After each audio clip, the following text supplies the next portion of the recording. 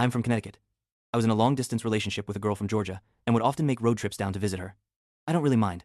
I love road trips. I've driven across the United States and back, all on my own. There's just something about traveling the highways of the US by yourself that's so freeing. To save money, I would sleep in my car. It's not so bad, it's basically camping, in a metal tent. Makes you feel like you're really rough in it.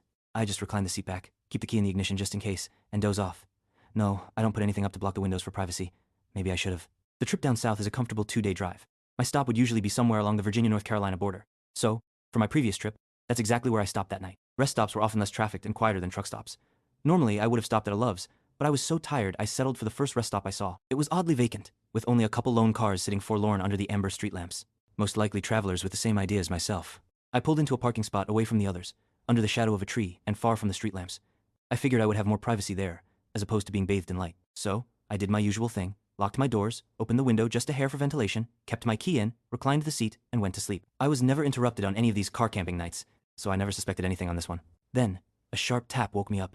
At first, I thought I had heard it in my dream.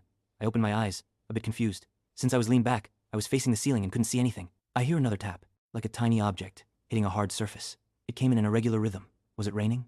Was water dripping onto my windshield? I'm under a tree. Maybe something fell from the branches. Maybe a squirrel or bird dropped something. What if a squirrel was climbing around my car? Or what if it wasn't an animal? The thought occurred it might very well be a person poking around outside. What did they want? Were the doors locked? Yes. The keys were in the ignition. I can leave in an instant. Still. I lay there, completely still, pretending to be asleep. Pretending I hadn't heard anything, hoping whoever it was would leave me alone.